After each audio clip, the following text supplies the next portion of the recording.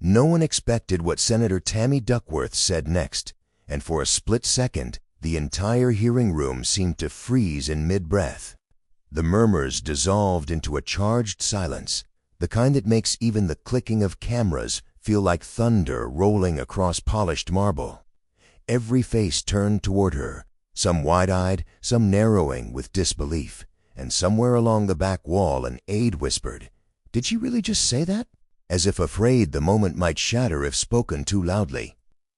The air carried a strange electricity, a tension that pressed against every shoulder in the room. One antagonistic figure, unremarkable by name but unmistakable by attitude, leaned back with an exaggerated eye roll, the kind that exposed their impatience and quiet arrogance. That single gesture drew an invisible line, a contrast so sharp it practically glowed. Because everyone sensed it, something bigger was unfolding here. The camera of the nation, metaphorical but unblinking, swept across the chamber, capturing the stunned stillness just before the eruption. And yet, as dramatic as this instant was, it was only the climax of a story still untold. To understand why the room erupted, and why Jasmine Crockett stood in stunned disbelief, we have to rewind. Hours earlier, long before the room reached its breaking point, Congress simmered with the kind of tension that clings to every hallway like fog. The nation had been watching a steady stream of viral clips showing sharp exchanges, snide asides, and the kind of political hostility that leaves people wondering whether anyone in power remembers what dignity looks like anymore. Across social media, timelines poised with anxiety, each new post adding to a collective sense that something fragile in the country was being tested again. Amid this growing unease, Jasmine Crockett emerged as one of the few voices people trusted to cut through the noise. Calm yet fiery when it mattered, she carried herself with the steadiness of someone who knew exactly who she was and what she stood for. Her words had a way of landing with weight, not because they were loud, but because they were grounded in truth. That steadiness made her a target and a beacon at the same time.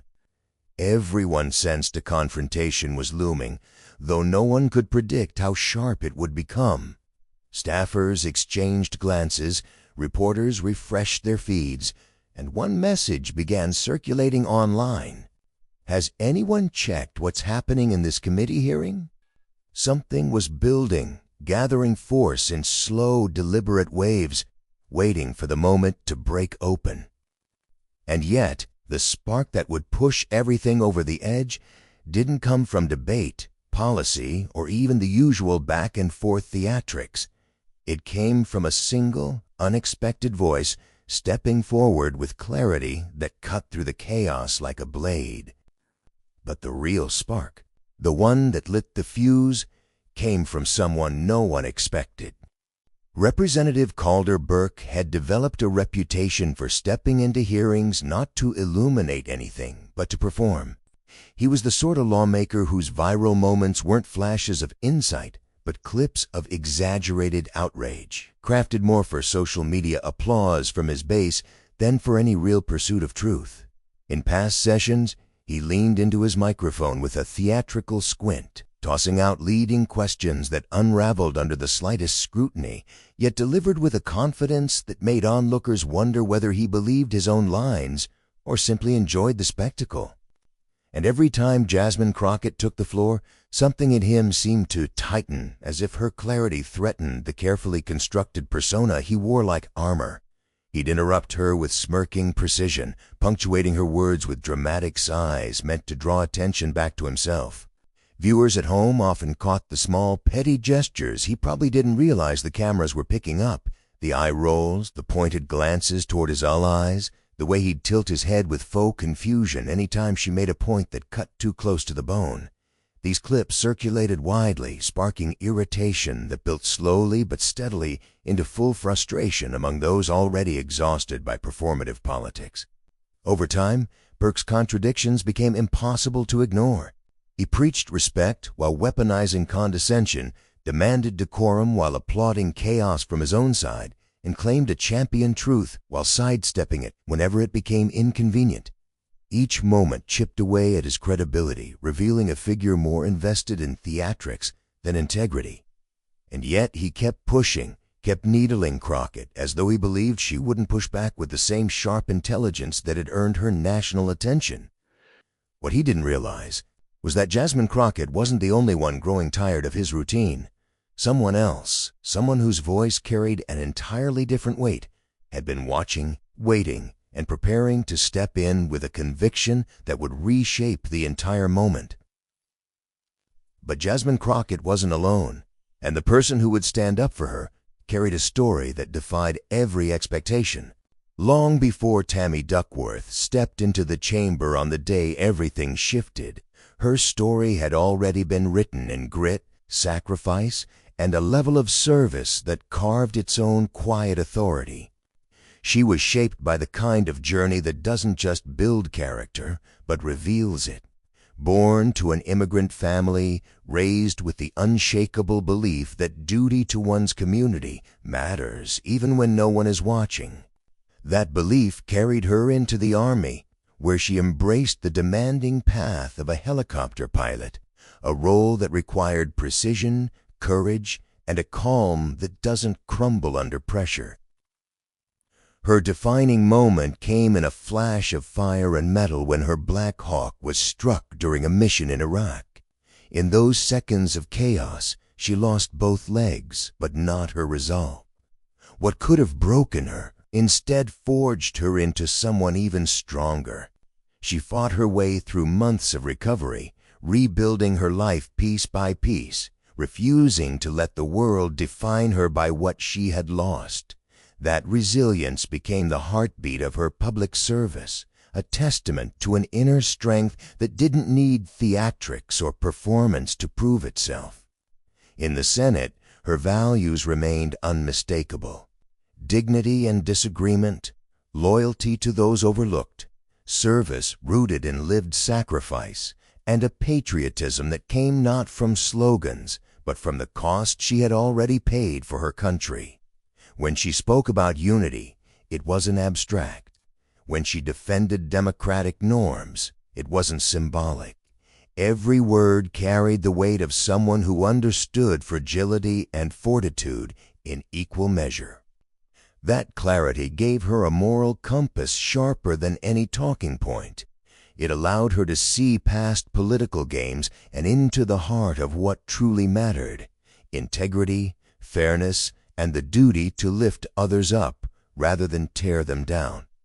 And in the weeks leading to the hearing, she watched the rising hostility toward Jasmine Crockett with increasing concern.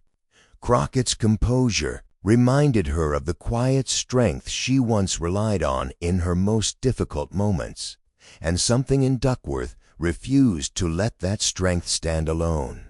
Calder Burke wasted no time sharpening his tone, leaning into the microphone with that familiar edge meant to needle rather than enlighten.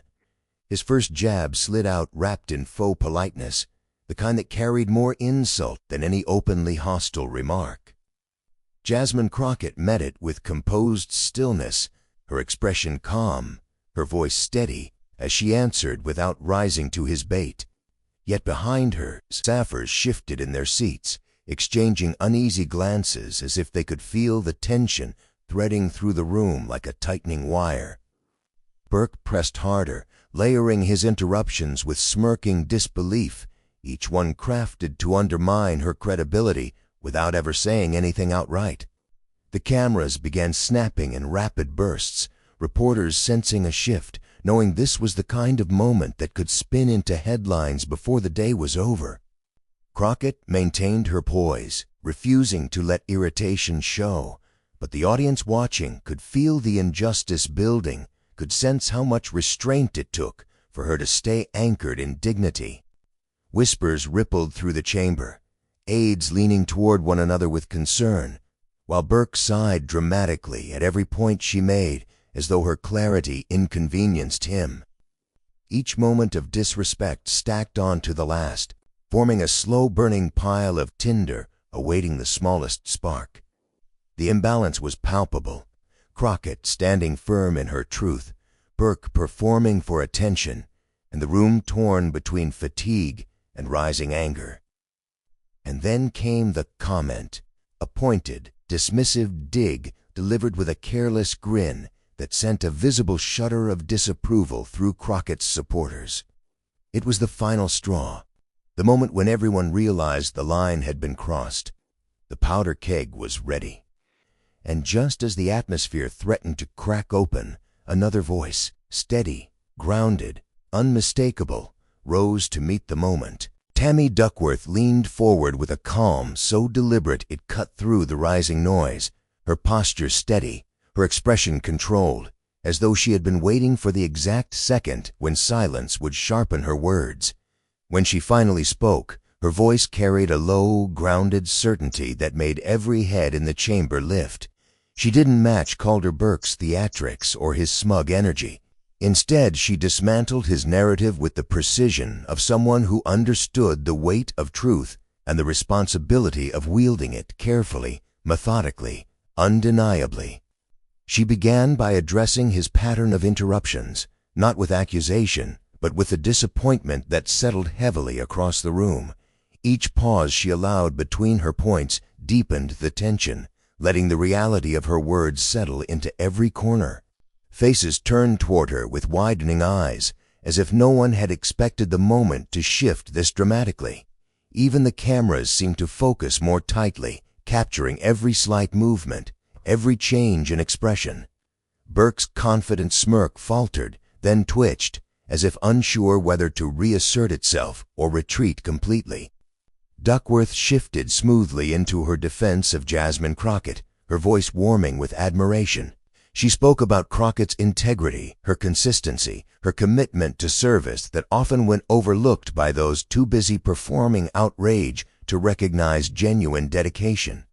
She framed Crockett not merely as a skilled lawmaker, but as someone who stepped forward for her community with conviction and clarity. The tension in the room changed shape, turning from agitation into something deeper, something close to reverence. Crockett sat motionless. A hint of disbelief flickered across her face, unsure how to absorb praise delivered with such sincerity. Then Duckworth delivered the line that would echo beyond the chamber.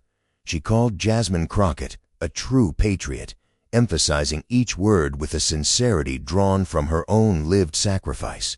She tied the declaration to Crockett's record, highlighting her fight for equity, her grounding in truth, and her willingness to hold power accountable even when the cost was high. With each example she listed, Burke's confidence eroded further. His usual arsenal of deflection and derision failed him now. He had nothing to counter a narrative rooted in integrity rather than spectacle. The emotional temperature in the room rose with every sentence Duckworth spoke. Staffers exchanged looks filled with both relief and astonishment, as though they were witnessing a shift in gravity. Reporters leaned forward instinctively, pens poised above notebooks, trying to capture the moment as it unfolded. It wasn't just what Duckworth said, it was how she said it. Her voice didn't rise, but it resonated with a strength that made listeners feel as if the floor beneath them had steadied, as if truth itself had taken a seat at the table after being pushed aside for far too long. Burke's composure continued to crumble. His eyes darted toward his allies, searching for support that didn't come. The smugness that had once buoyed him dissolved into a stiffness he couldn't hide. He looked like someone trying to remember lines from a script that no longer made sense. Every time he seemed ready to interject, he caught sight of the unwavering focus in Duckworth's expression and thought better of speaking. His silence grew louder than any argument he might have offered. As Duckworth reached her final point, the room seemed to inhale as one. Her voice softened, but didn't waver. She spoke about the difference between those who serve for applause and those who serve because they understand the cost of belonging to something greater than themselves. She spoke about patriotism not as a costume or a slogan, but as a choice defined by courage, community, and sacrifice. And then she looked directly at Jasmine Crockett, offering a nod that carried the weight of acknowledgement solidarity, and shared purpose. For a heartbeat, nothing moved. The chamber held its breath, suspended in the gravity of Duckworth's words. Then the energy shifted again, this time erupting upward like a released force. People rose from their seats in waves, first a few staffers, then members of the audience, then even lawmakers who had remained quiet until now. Applause thundered through the room, rolling across desks, echoing against stone walls, filling the space with a sound that felt like vindication. Some maids blinked rapidly, brushing away tears they hadn't expected. Reporters jolted upright, scrambling to capture the moment as it unfolded. Crockett sat stunned, overwhelmed by a surge of affirmation she rarely received in such public, undeniable form. Burke remained frozen, his expression hollowed out by the magnitude of what had just unfolded. He didn't move, didn't blink, didn't dare interrupt the roar of recognition shaking the chamber. Duckworth didn't raise her arms or revel in the moment. She simply held her position, steady and grounded, letting the truth she had spoken carry itself across the room without embellishment. And as the applause continued, as the ovation swelled into something unforgettable, the nation began to react in real time, unaware that this moment was only the beginning of a much larger transformation. But the shock waves didn't stop inside that room. Within minutes of the standing ovation, the moment detonated across social media like a spark hitting dry grass. The clip of Tammy Duckworth calling Jasmine Crockett a true patriot shot to the top of trending feeds, reshared with captions like, "This is how you stand up to disrespect," and "Crockett and Duckworth just changed the game." TikTok filled with fan edits, layering dramatic music beneath Duckworth's steady delivery, while Instagram Reels stitched together reaction shots of stunned lawmakers and teary-eyed aides. Memes sprang up almost instantly, Burke's frozen expression becoming a symbol of deflated arrogance, paired with taglines that spread faster than commentary channels could analyze them. Commentators on YouTube scrambled to go live, their reactions swinging from awed silence to fiery celebration. Activists amplified the clip, highlighting what it meant to see two women of grit and conviction refuse to shrink under pressure. Veteran groups chimed in with messages of respect, many pointing out that Duckworth's words held a resonance only someone who had lived sacrifice could carry. Even abroad, diaspora communities circulated the moment with pride, turning it into a conversation about dignity, representation, and the power of solidarity. The global reach was unmistakable. From Seoul to Nairobi, from London to Sao Paulo, people shared the clip not just because of its drama, but because it felt like a long-awaited exhale, proof that integrity could still shine through the noise. Comments poured in from viewers who felt seen, uplifted, energized by a reminder that political courage didn't have to be loud to be powerful.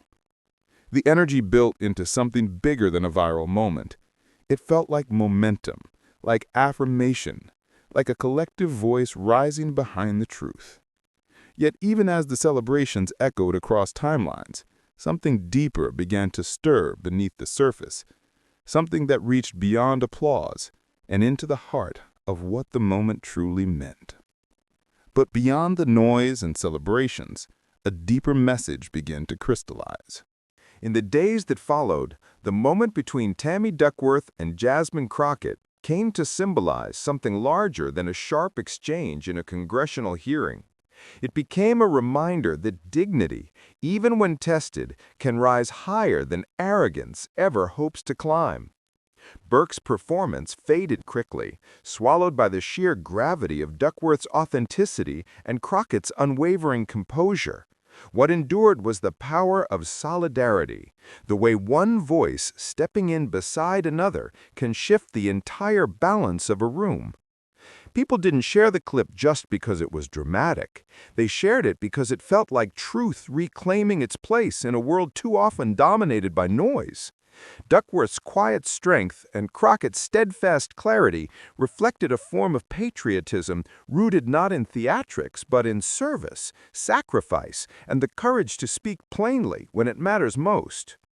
Their exchange reminded viewers that real leadership isn't measured by volume or bravado, but by integrity and the willingness to stand with those who are targeted for their honesty. In that moment, the two women embodied the broader values America aspires to: unity forged through shared purpose, resilience born from struggle, and the belief that lifting one another is an act of civic courage.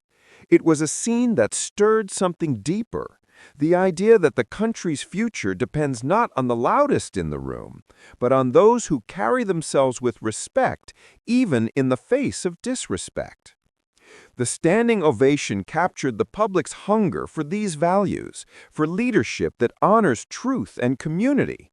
It wasn't merely applause, it was a recognition of what America can be when dignity leads the way. And as millions shared the clip, one question echoed across the nation. In the end, the moment wasn't just about what Tammy Duckworth said or how Jasmine Crockett stood in her truth. It was about the undeniable force created when people show up for one another. The standing ovation echoed far beyond that hearing room, reminding us that courage multiplies when shared, and dignity becomes unshakable when defended collectively. This story isn't just theirs. It's an invitation for all of us to find our own voice, to speak up when it counts, and to lift others when the world tries to push them down. If this moment moved you, don't let it stop here.